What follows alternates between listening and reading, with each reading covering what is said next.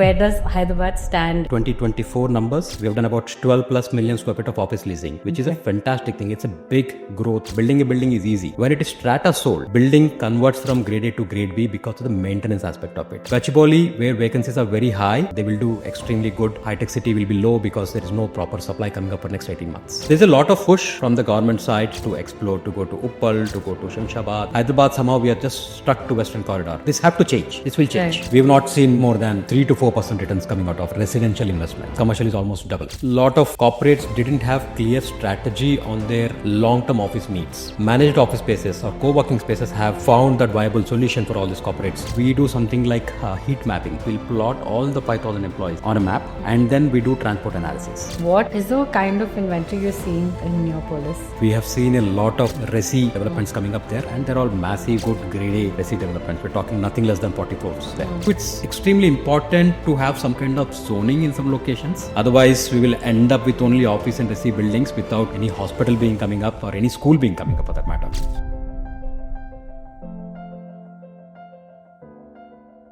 This is going to be a very exciting episode, guys. We have Sreekanth Reddy, who is the managing director of Cushman Wakefield and comes with a lot of experience, over 20 years. Thank you so much for coming.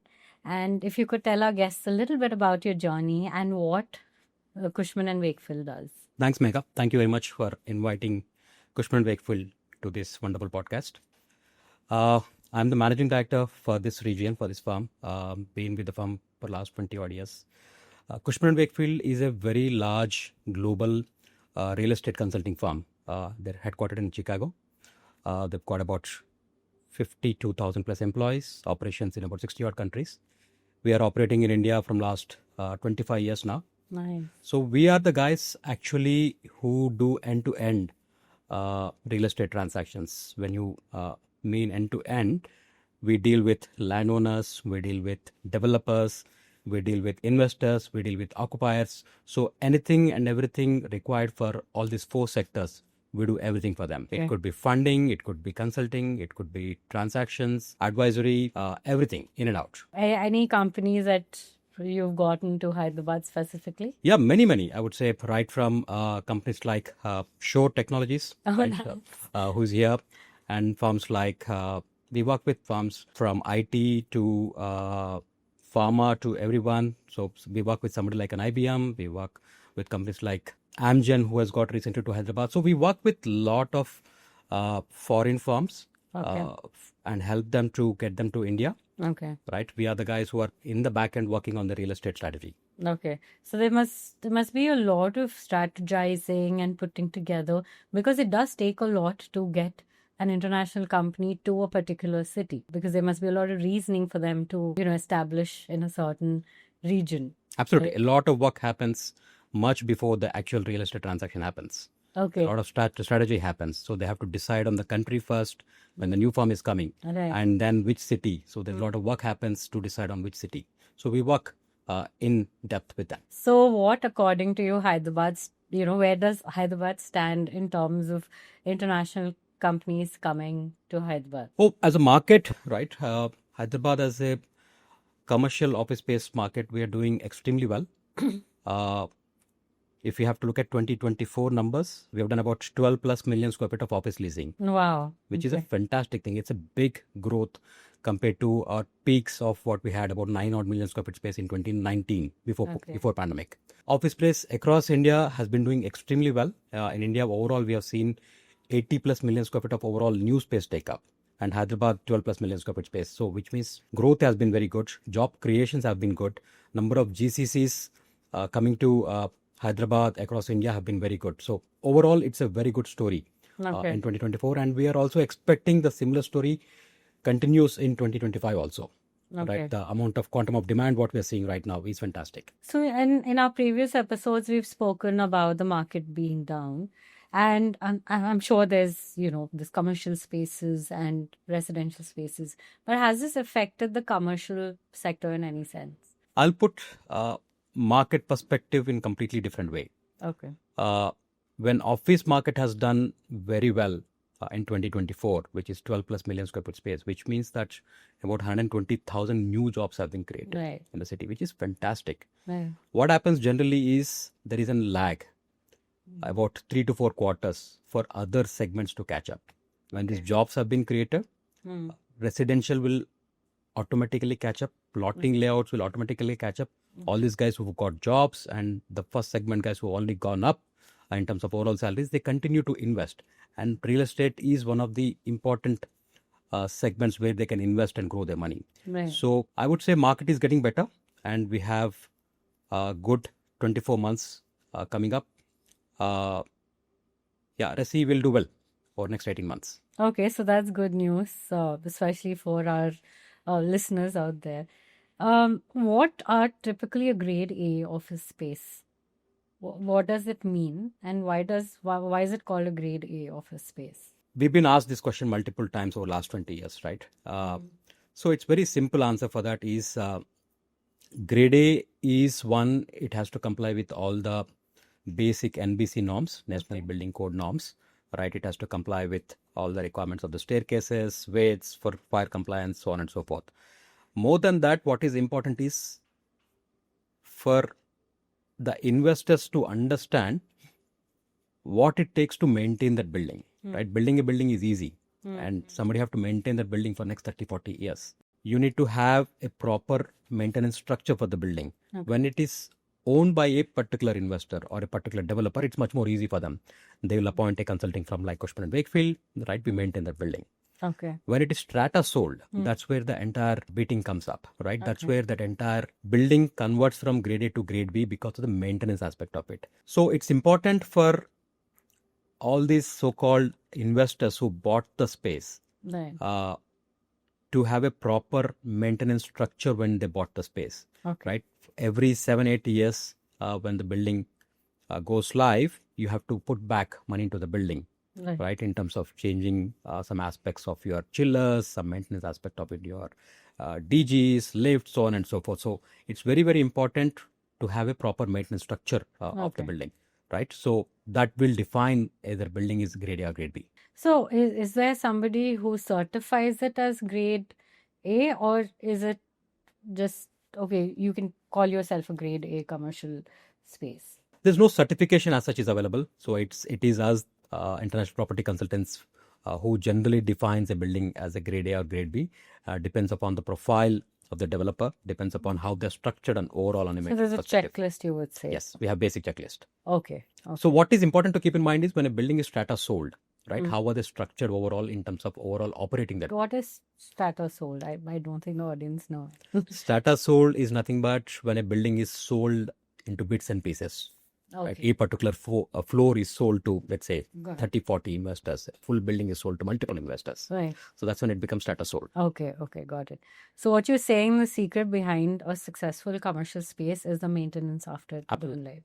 Okay. So also, what is net absorption?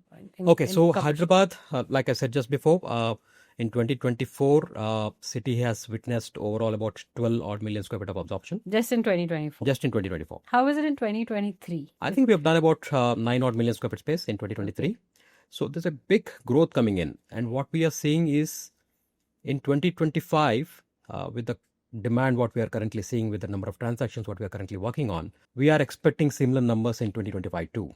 Right? Anywhere between 11-12 million square feet space is where we'll land up at the end of the year. So which means that there is good influx of companies who are coming to the city, and also the companies who are already in the city are growing very well. So they need larger spaces. Everybody's growing. So especially during pandemic, the companies who are already existing in the city, most of them have never taken space. Now everybody is calling the employees back to office. So which means that they need to take more space. So commercial market across in India, in Hyderabad, is expected to do very well in next 24 months. Okay. So do you feel that if I have to compare it to 2023 and 2024, are there any unsold inventory in commercial space? So from commercial leasing perspective, what I would say is 90% of the transactions happen on lease basis, not on sale basis. Right. So we call it as, has the space been leased or not? So again, two different aspects in Hyderabad. In high-tech city, so we have primarily two markets in Hyderabad, right? So I would say 95% of the market transactions happens between these two markets. One is high-tech city. The other one is Gachibowli and surrounding areas. High-tech city practically used to absorb about 70% of the space, and 30% is between Gachibowli, Kokapet and surrounding areas. Okay. Right. So what is happening is in 2024 with the big influx of demand, there is no more space in high-tech city. So practically all good office spaces have been leased out. Practically there's no space being available in 2025 and 2026. Okay. Which means that this numbers of 70% absorption in high-tech city, 30% absorption in Gachibowli are going to flip for next 2 years. Okay. So Gachibowli, where vacancies are very high, they will do extremely good traction. High-tech city will be low because there is no proper supply coming up for next 18 months. And do you see any other areas that are coming up in commercial spaces except for high-tech city and Gachibowli? There's a lot of push from the government side, and they're asking all these large firms to explore, to go to Uppal, to go to Shamshabad. But overall, what we have seen on ground is entire office space take-up is not more than 5% between all other locations compared to these two locations. Okay. People are considering right now, corporates are considering right now, but it's very, very minimal right now. You would say that it takes some time to get there. Yeah. So if you have to see Bangalore as an example, right? Bangalore has grown across all four sides of the city. So they have East, which is Whitefield, Outer Ring Road, South Bangalore, North Bangalore. Everything is doing very well.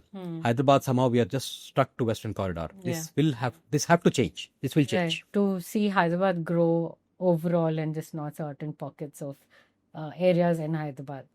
I mean, that's how the city will grow overall, right? It should ideally. Yeah. Why it's not growing in Hyderabad, if you have to get into the depth of the data, right? Because we have so much of stock, office space stock coming up within high-tech city and Gachibowli, and we have at least stock projected for at least 7-8 years. We don't need to go out anything beyond these markets. There's enough amount of space coming up in these markets. Right. Only when there is no space, new markets will emerge. Yeah. And how would you compare Hyderabad to other cities like Bombay and Delhi? See, overall, again, office space data is very crisp, right? So it's out there to compare exactly what happened in every year. In 2024, if you have to compare, Bangalore has been number one. Bangalore has always been number one in terms of overall new space take-up. They have done close to 18-19 million square feet space. Oh, wow. Hyderabad, we have done close to 12 million square feet space, new space take-up, right? Bombay is also a very large market, but Bombay market numbers are completely different, right? They have renewals regularly coming up. The data tracking is different. Okay. So I would say Bangalore number one, Hyderabad number two, followed by Delhi, Pune, Chennai. Oh, wow. Okay, this I didn't know. This must be new for our audience as well. So we see a lot of commercial spaces coming up in Narsingi side, Gandipet side. What is your take on this trend? For everybody's sake, I want to segregate into two parts, right? Okay. One is high-tech city. Again, Narsingi, Gachibowli and surrounding areas. Two specific markets is what we have. High-tech city, in 2025, 2026, practically there is not much of supply, not more than 2.5 million square feet of supply coming up. Okay. We have overall about 16-17 million square feet vacancy in Gachibowli and surrounding areas. Okay. And we have about 10 odd million square feet of supply adding up in 2025. Okay. So with the demand overall switching from high-tech city to Gachibowli, all good grade A buildings will get taken away. While we have big amount of supply coming up, big amount of vacancies there, it's not a concerning factor overall.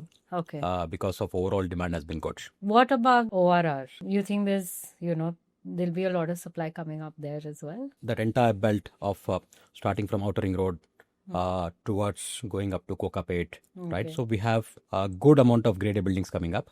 Okay. But with the demand, everything will be leased out soon. So how much did you say the inventory is available as of 2024 December? So to put entire things in context for you, Megha.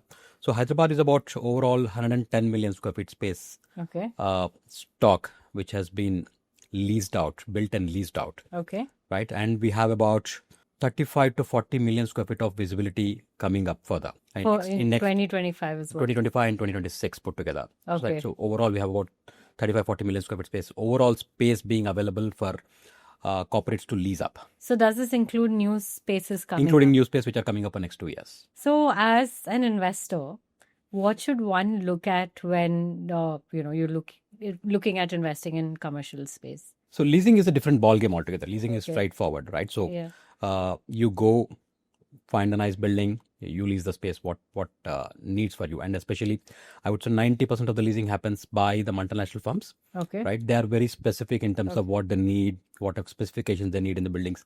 Their RFP criteria is completely different, Okay. right? So leasing is straightforward. So it's a very both are different structures. Absolutely. Obviously.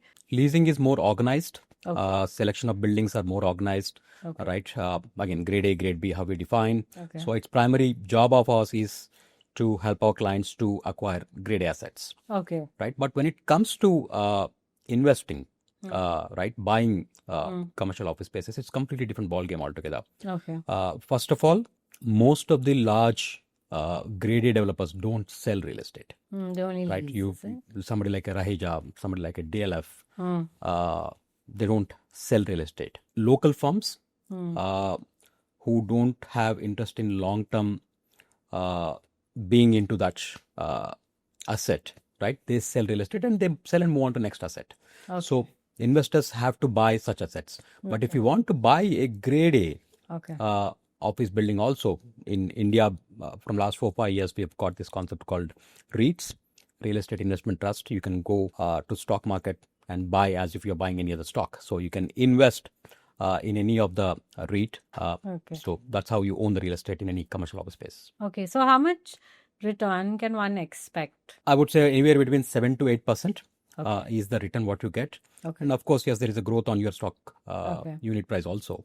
So you have growth on your unit prices, which is growth on your real estate asset as such. Okay. And also your monthly getting 7 to 8% return, which is a safe investment overall. Say, suppose I want to invest in commercial space and I want to rent it out, right? And I've also heard like a lot of people saying that there's not much of a difference in residential and commercial. Is that true? Two different things altogether, right? So commercial average returns, what we have been seeing in any of these REITs or any good assets anybody would buy, is anywhere between 7 to 8% returns are generally standardized, Right. right? But when it comes to residential, it all depends upon when you have entered into the market, when you have bought that particular asset. If you're buying any asset when it is at completion stage, which means that you're buying at market price, we have not seen not more than 3 to 4% returns coming out of residential investments, Okay. which is commercial is almost double. So you would say that commercial is still a very good option to. As long as you're okay with 7 to 8% returns, it's a wonderful option. But of course, yes, you have value on the growth of the unit prices also. So overall, you should expect anywhere between 15 to 18% returns even on commercial also. And how much would one need to have as a minimum amount to invest in commercial space? Again, with REITs opening up, it's as minimal as that one particular unit price. If you have, let's say, 350 rupees today, you can buy one particular unit. So you can be part of, let's say, something like a Rahija Mindspace. You can be an owner there buying one unit there. Oh, So wow. there's no limit there. You can buy up to whatever money you Right. can invest into that. So it can be as minimum as 350 Absolutely. rupees is what you're saying, and sky's the limit after that. Yeah. Okay, so that's great. Like you can have a lot of investors, young investors getting into this space. That's a very good concept to have, right? Which is, yeah, very clean way of investing into commercial real estate. So what are the risks? I don't see any risks whatsoever. See, the way how REITs work, broadly, you're not buying a particular unit in a particular building, Okay. right? It's not that that particular tenant is moving out and you're not getting rent. If I have to take again example of any REIT, let's say they have a 30 million square feet portfolio overall. And if a 500,000 square feet tenant moves out of their portfolio of 30 million square feet space, you instead of getting a 100 rupees rent, probably you'll get a 98 rupees rent. Okay. Right, your money, your returns, your monthly returns, what you're getting are always secured. Okay. Even during peak pandemic days, they were all fully secured. We've never seen any drastic downturn there. So your money is always secured. Your returns are always secured. If you go to any developed nations, this is the primary way how anybody would invest into their retirement.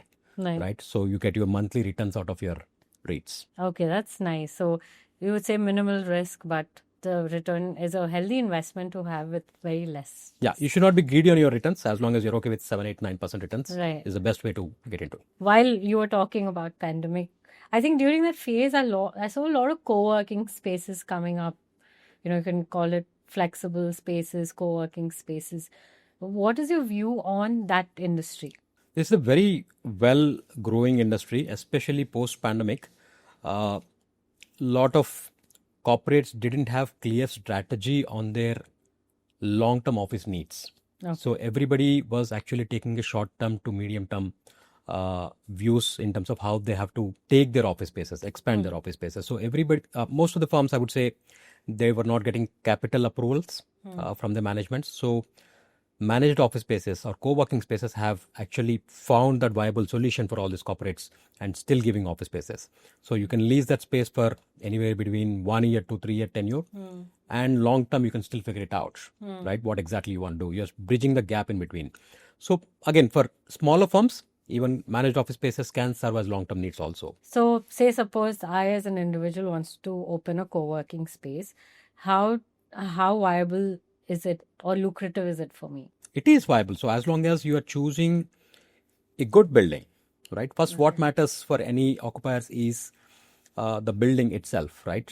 Not just the co-working on your floor, right? What are the amenities which are being created into that building, right? How good is that particular developer in terms of overall maintaining that building, location of that building. As long as you're choosing a good building, getting an occupier for your co-working center is not a big deal in today's world because demand is overall good, right? There's huge number of transactions every day are happening day in and day out. So finding a tenant is not a problem at all. And what are the industries that will contribute towards the success of co-working spaces?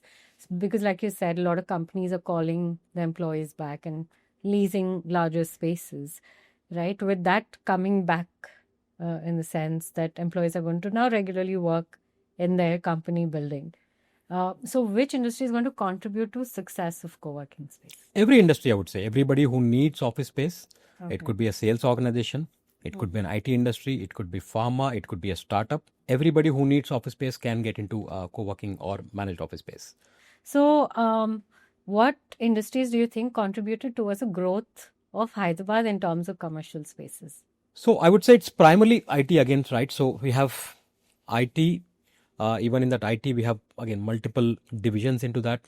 Over last 6-8 months, I would say there's a big influx of pharma companies coming to Hyderabad. So even in that pharma, they have specific IT kind of work what they're doing. So right, when a pharma company comes, right, they take some space, let's say in Genome Valley, for their R&D, right, and they also have backend IT work happening. They all take space in either in High Tech City or Gachibowli. So there's a big influx of demand there.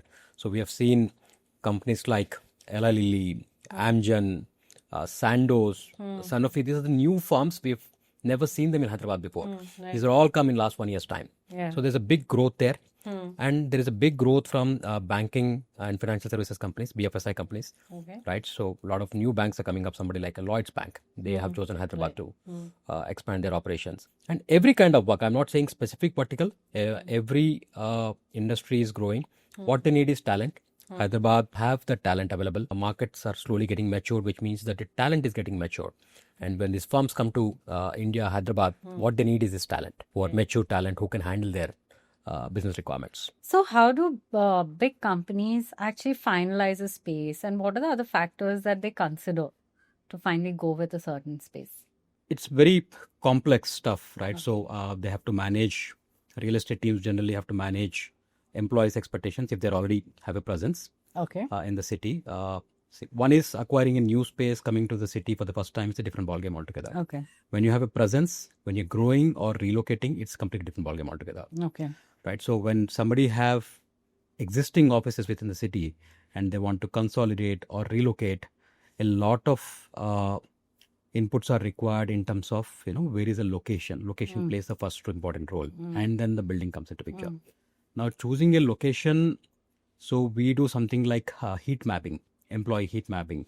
So we will define which are the pin codes their employees are currently staying. If somebody have a 5,000 employees, we'll plot all the 5,000 employees on a map, and then we do transport analysis, right? So let's say if you are 1,000 employees in Kukatpalli, 1,000 in Gachibowli, multiple other locations, right? So we do transport analysis in terms of how many employees are driving by themselves, how many employees are commuting by public transportation, how many employees are coming via metro, and how many employees are using company provided transportation. So how does one gather that kind of data? So generally companies provide the data for us, and we do all the analysis required. Okay. And that analysis actually gives you one simple perspective of, okay, for your existing office, on an average, employees are traveling, let's say, 40 minutes per employee. Now, when it's going to new location, whether it is increasing, decreasing, and what percentage of employees are getting impacted or getting benefited.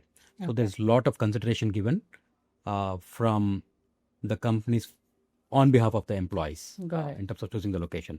And then next important point is, again, we have a lot of specifications defined in the request for proposals, what we send to the developers, right? And a lot of commercial aspects in that, a lot of technical aspects in that. So we go in depth of defining what all technical things are required, what is the lifts ratio, what are the staircases ratios, what we have, density factors. Every building is different, every architect is different.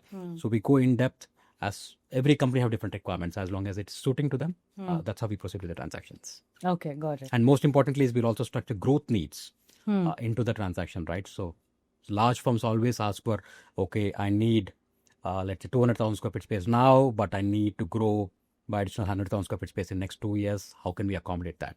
So there's a lot of structuring happens there. I think in real estate, the primary thing is location in every aspect, right? Yeah, location, and I would also add building specifications, whether it is grade A or grade B. Okay, got So in a good location, being a grade B, yes, you will find a tenant ultimately, but rentals will be lower, and you will also take so much of time to lose that space. Hyderabad's catching up with the type of buildings that are coming in, the infrastructure itself. So what happens to the older ones? Companies who have been operational in buildings from last 15, 17 years, now post-pandemic, everybody wants to get into newer buildings where they have better amenities, new look and feel, so on and so forth. We have numerous examples of late over last 3-4 years. All these even large tech parks, like something like Raja Mindspace, something like Divishri Tech Parks, right? They're all old, 15, 16 years old. Companies have realized, guys, we need to invest back into the building to get market rentals. Otherwise, there is depreciation in the rentals there. So they are reinvesting money into the buildings in terms of basically most important thing is defining the MEP, back-end MEP systems. Are the chillers functioning properly? Are the lifts fine? Are the DGs fine? Right? Fire equipment is fine or not? One is that back-end. Definitely, yes, you have to put money back in buying few new stuff. And also on the building facade side, right? Your facade must be older. So if required, you spend money on improvising your facade. And the final important thing is on the lobbies, right? You have to improve your lobbies to the new age requirements, right? Older lobbies don't work anymore. Their lightings are dumb, right? So you have to change a lot of stuff. So that's how you correct the buildings from older buildings to newer buildings. Locations anyway fine. So if you have to get market rental, premium rentals, you have to reinvest into the buildings. Primarily when it is struck when it is strata sold. Right? When it is strata sold, when you have to reinvest into the building after 15 years, that's when the entire things get more complicated. How? How does it get more complicated? Because see, if you have 50 owners into that building, not everybody will agree to put money back into the building. Right. Few guys want to, few guys don't want to, and there's never end there. Okay, some of them might just be happy with what they're getting right now. Maybe they don't have money to invest back. 15 years ago, I've started a commercial space, and you feel every 15 years, a commercial space would need a revamp? Not in all perspectives, but mostly yes, especially on the MEP side and lobby refurbishment, definitely yes. You have to have that money. A lot of developers even have a concept called sinking fund, right? From every month maintenance, they keep small amount aside, right? So that it pulls up and you spend back that money into the building. So it also largely depends on the maintenance that happens, right? That could go up to 20 years. If the maintenance is very good, they can still do a revamp Absolutely. Up to 20 years. It goes up to 20-25 years also. Like if you look at US buildings, they're all 60-70 years old buildings. Still, they're doing very well. So what are the kinds of rentals we're seeing in the different pockets of the cities currently? I'll put things in different perspective for everyone's understanding. Hyderabad is the only city across all major cities in India where rental growth has been constant, especially post-pandemic. We were not growing at all for about 3.5 years time. We were constant. So we have done transactions, let's say in 2019 at a particular rental. Similar rental we were also doing in 2023 also. Okay. Right, there was no growth at all. Okay. But what things changed is because of influx of, and also we have oversupply situation also in Hyderabad. Post pandemic, there is not much of demand, so stocks piled up. So every developer was trying to grab those particular tenants at discounted pricing, so that ensure that there's no growth in the rental. In 2023, 2024, because of the big influx of companies who have come and taken space in Hyderabad, good quality spaces have been more or less leased out. Okay. Right. So from that perspective, now that because of limited space availability, rentals started correcting by itself. Now we have seen about 15 to 18% rental growth in last, I would say, 7 to 8 months, which is a big increment. So this is the highest increment happened in rentals across the country. Wow. In just 2 to 3 quarters. So it's big increment. So high-tech city has been doing very, very, very well. So rentals have been increasing from 70s to 90s, I would say. And we expect rentals to cross 100 rupees rental in next quarter or so, which is a good number overall from developers' perspective. Occupiers are struggling, but yeah, that's how the market has been functioning. Coming to Gachibowli and surrounding areas, rentals have been, actually rentals have come down in those locations, right, by about 15-20% post-pandemic.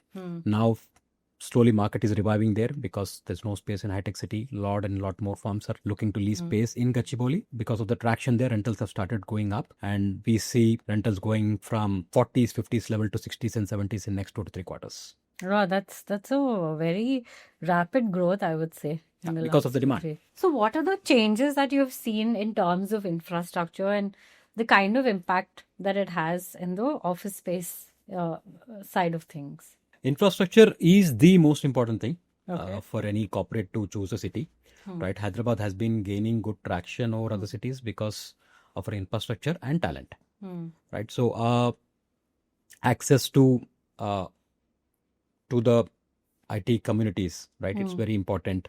IT tech parks is very important. Metro plays very, very big role.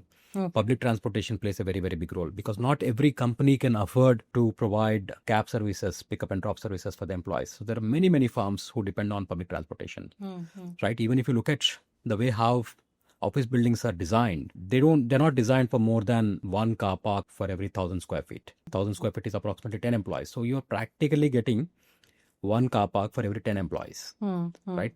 So India is progressing. Everybody is progressing in terms of their salaries.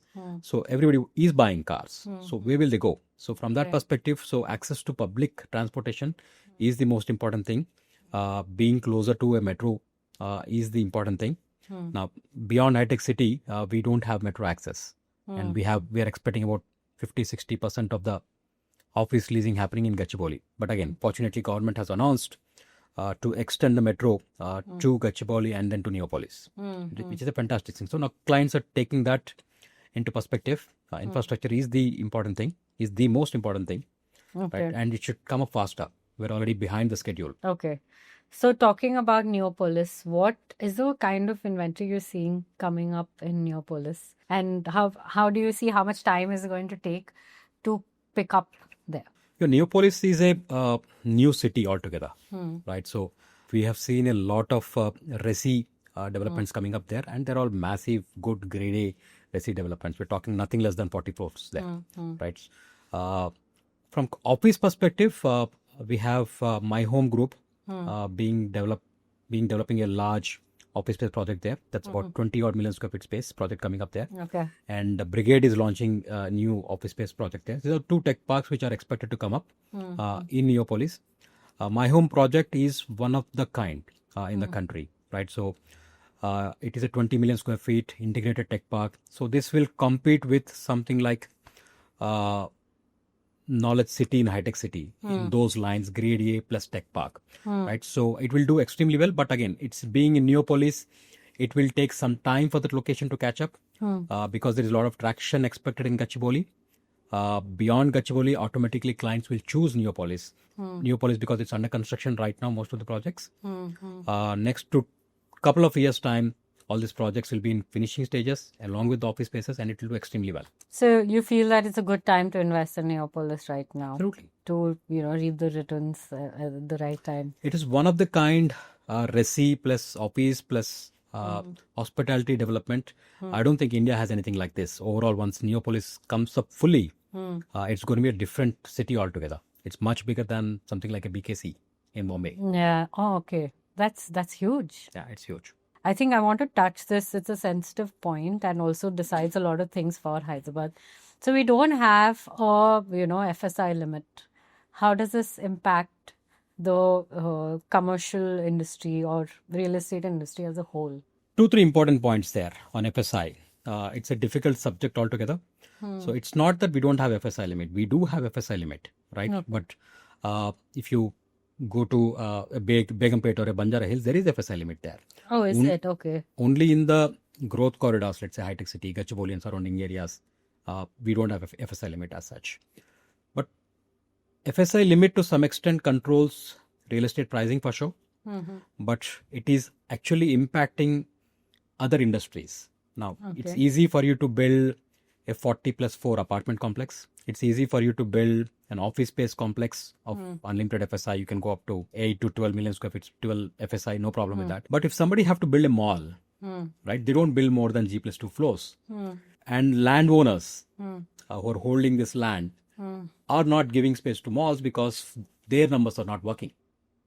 Okay. Right? So if somebody have to build a school in Hyderabad, so we are working with few schools to provide solutions for them to build schools. There's no land available because of unlimited FSI. They can't acquire that land because it's premium, right? Somebody have to build a hospital, it doesn't work. So from that perspective, it's extremely important to have some kind of zoning in some locations. Otherwise, we will end up with only office and resi buildings without any mall being coming up, any hospital being coming up, or any school being coming up for that matter. Which is a need. Which is a need. For any family, right?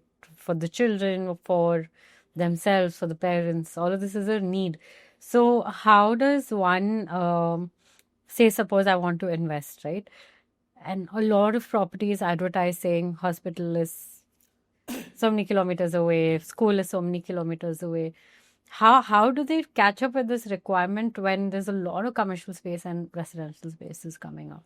So what is happening right now is schools are going away and away. They're going to farther distances. Yes. There's no choice for them, Yeah. right? There is no way anybody can build a good international school or a good school, let's say in Gachibowli today. It doesn't work out because everybody wants large FSIs, 7, 9, 10 FSIs. It doesn't work out. So it has to be a market correction for sure.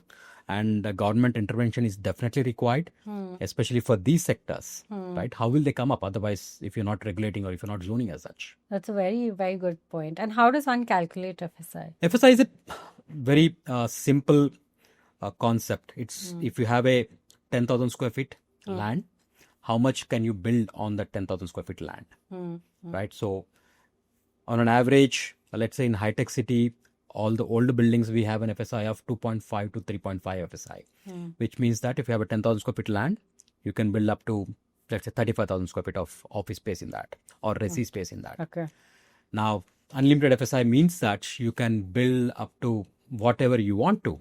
Practically, everybody is going to anywhere between 9, 10, 11 FSI, right? Which means that you have to go taller, vertical. What is only restricting them is on the Airports Authority of India approvals, right? Okay. As long as they're getting approvals, they can go even up to 70 floors also. There's no questions asked there. I mean, I did not think of it this way, that how everything is so interlinked and how every industry can affect each other, right? So that's a very fresh point of view for us. So in terms of carpet area and saleable area, is it different from residential for office spaces? Oh yes, it's a lot of difference. Okay. From resi to office space. Number one, in office space, when you don't sell office space, let's say you go to any large developer, they don't form under RERA. Under RERA, we have specific definitions which are being given. What is a carpet area? What is a super built-up area?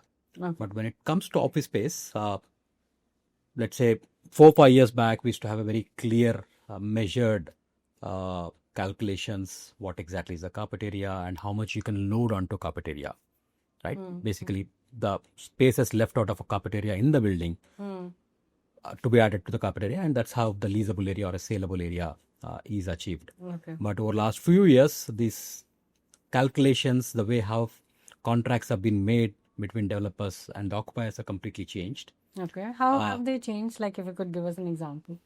So I'll give an example to you. So let's say buildings which are leased 15 years back, right, by a large corporate occupier, right? They had a definition which says your building is, let's say, 350,000 square feet space at a 80% efficiency. Now, after 15 years, when this particular client is going back and asking for renewal terms, now suddenly developer said, my efficiency have changed from 80%, I'm bringing it down to 70%, which means that your leasable area on which the client is paying rent is increasing from a 350,000 square feet space to a, let's say, approximately a 400,000 square feet space. Building is same, what on which the client is paying rent has increased. So definitions have completely transformed and changed over years. So carpet area, the way how we calculate carpet area is basically measure your end-to-end flow and minus few common area services in that, which is minus your lifts, lift lobbies, staircases and shafts. Right, that gives you carpet area, and divided by whatever efficiency factor that particular developer is quoting. Somebody is quoting 78%, somebody is quoting 75%, somebody is quoting 70%. So carpet area minus the common area services on that particular floor divided by 70% gives you the leasable area or saleable area. So efficiency area is what? What does that mean? So there's nothing called efficiency right now. So basically 70%. So whatever that efficiency, what the developer is quoting is the loading factor, what is closing. Okay. So he's adding up 30% space of which is on the common areas. Okay. So it's differed from developer to developer. It's no more actually how much is the common areas available in the building or floor. Okay. So it's the marketing angle right now. So the developer decides now. Developer decides that. So does that have any impact? Do you think that's a gray area? There is no specific law right now defining that. So do you feel that there should be a law that says that this is what it should be and it solves a lot of problems? Ideally, there should be one. If you go to any developed nation, they have something like a BOMA, right? Okay. It's a very clearly defined definitions on what exactly is loadable, what exactly should not load. In India, we don't have that yet in commercial office space. That gives, I think, a lot of insight for people who want to start the business and people who want to lease it or purchase commercial spaces, specifically office spaces. So there's a lot of noise around Genome Valley, right? So what are your views in that for that area coming up? Yeah, Genome Valley is very unique, right? So there's a lot of activity there. We have seen a good traction towards Genome Valley in last 2 years or so. There was lull for some time in terms of number of companies who are coming to Hyderabad and taking space in Genome Valley. But over last 2 years, we have seen a good amount of inquiries for that location. We have seen good transactions happening in that location, right? So we only have few companies in the past, like companies like DuPont, Novartis, were there for forever now. All the new firms which are coming up right now have started taking space for their R&D centers in Genome Valley. Okay. Right, while they're taking still spaces within High Tech City or Gachibowli for their IT, R&D still are happening in Genome Valley. So unlike any IT setup, the quantum of spaces are not very large when it comes to R&D. Right, we deal with a 30, 40, 50,000 square feet capacities there when any client takes space. When anybody in IT side takes about 200 to 300,000 square feet space, much more larger spaces. Having said that, there's good traction there. I would say it is probably a right time if somebody wants to invest into land or plotting layouts in and around Genome Valley, because there's a good amount of traction going there. And the guys who actually work there are scientists. And their salaries are much higher, and they can really buy good real estate there. So the scope for luxury real estate. Absolutely. That side. Nice. Apart from West, I would say something is growing really well in terms of overall appreciation. Genome Valley is one of the good options. Yeah. What are the other areas, like, say, suppose east of Hyderabad? What do you see what is happening there in and around the airport? I would say, what is happening? So east, there was a big push from governments after governments. They had in fact a policy called Look East policy. But again, what we have seen is very limited traction overall. Still, there are few office transactions happening in those locations, but very limited. Right. Overall, apart from West Hyderabad, overall, everything is not more than 5% of Okay. overall traction there in that locations. And south is a completely different story altogether now. Okay. So we have few data center guys who have taken large land parcels in south, further south to Shamshabad, I would say. Okay. Massive data centers coming up there. There's a good amount of traction. But what is happening with data centers is quantum of employment is very limited Okay. Why is that? because it's not an office space. It's a machine space, right? It's all machines, and there are very few people to take care of those machines. Okay. Right, so employment generation is not that huge overall, right? So from that perspective, I would say activity is very nice, land transactions are happening across for data centers, but overall employment generation is very minimal, and hence limited overall activity there in terms of office space compared to a Genome Valley. Genome Valley is doing better compared to a south, I would say, in terms of overall space take up. And in terms of sustainability, I think this is something a lot of people wouldn't think, right? How are people who are renting out, leasing, and people who are developing office spaces, how are they looking at sustainability currently? Sustainability has become, I would say, a norm of late, right? For any large corporate occupier, for them, one of the basic thing is sustainability, right? Now, again, in a layman's language, sustainability is nothing but, how a building is planned in terms of overall MEP structure, right? Mechanical, electrical, and plumbing structure overall, which means that how is your building in terms of taking heat load, right? Now you can have a facade glass where the quantum of heat coming inside is much higher compared to a facade glass, which can restrict that heat, right? You can have a specific air conditioning chiller system, which is consuming very less power compared to a traditional power guzzling chillers, right? So these are the basic things which will define how much power you are actually saving, right? Let's say if your facade glass is not so well planned, it's not a premium one,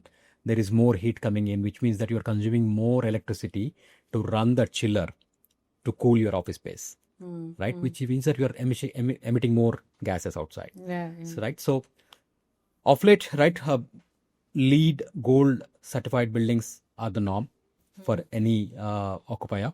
So, every developer has started implementing those basic requirements of the tenants. So, I think it's more or less everybody is following sustainability norms today. Okay. If somebody is not following, it's very difficult for them to lease the space to large corporates. Sorry, I missed that. You said the building that's sustainable is called something gold. LEED Gold certified. So the multiple categories. Certification that's given. So there is something called IGBC Okay. and USGBC, US Green Building Council, Indian Green Building Council. These are the guys who have defined certain norms in defining those buildings, what category you fall under. If you do an X percentage of things which are required, probably you'll get a silver. Then gold, if you are very good, you will get platinum, right? Which means that you have to invest that money in terms of overall specifications into the building. Do we have any platinum? Yes, we have multiple platinum buildings in it. Oh, nice. Okay. This is just my personal interest because I feel sustainability is the future for everyone. Yeah, everything comes down to electricity consumption. Yeah. It has to be minimized. Right. So just coming down to, like an overview of, what your outlook is in the Hyderabad market in the next 3-4 years in terms of pricing, supply, demand. When office space is doing well, which we have done very well over the last 2 years, and the outlook for office space for 2025, 2026 is very good, right? We should do as good as last year, which means that there is so much of amount of new employment generation is happening, right? Which is massive numbers. We're talking about minimum of 1 lakh plus employment generation every year on year, right? So what it does is it will have an impact on other sectors, right? It will have an impact on residential. It will have an impact on retail. It will have an impact on hospitality, right? So everything will automatically grow. Now, if you look at, let's say, something like we don't have enough hotel rooms today. What the clients are facing is today we have good amount of office space growth. That's fine. But when they come, they have to stay somewhere, right? There are no hotel rooms. Now, these things have to come up automatically. There will be good growth. I would say there is good quantum of hotels coming up or getting planned right now to cater to this kind of growth. Okay. Accordingly, automatically, residential will do extremely well. But on residential side, I would say developers have to be very careful in terms of how they're planning.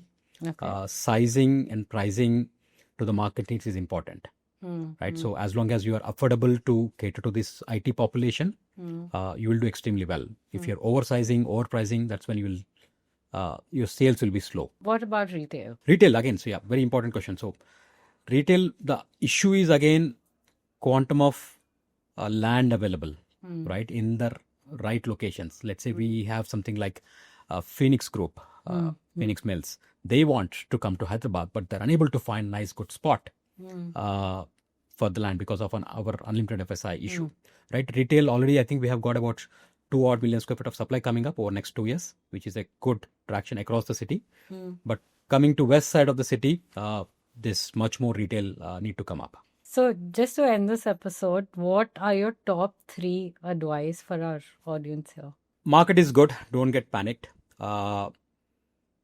Office space market is extremely doing well, which will have definitely impact on residential, retail, and any other verticals as such, right? So keep investing in real estate. Your money will grow. I think it's part of our DNA as Indians. But please be very careful when you're investing into buildings, right? You have to get into the depth of the design of the buildings, how they're structured in terms of overall maintenance of the buildings, right? That if you're getting into commercial, especially, right, you should be careful in terms of how exactly the overall structure of the transaction is when it is Strata sold. And in terms of return, you can look at something at 6 to 7%. Or It's a 7 to 8%. Plus, anyway, there is growth on your unit prices also. right. That Yeah. that will give you at least 15-17% return any which ways. Thank you so much. I think this episode has been very, I was able to look at a lot of things very differently with a different perspective. Thank you so much. It was a pleasure to have you. And I'm sure the audience enjoyed it a lot as well. Thank you very much. Thanks for inviting me.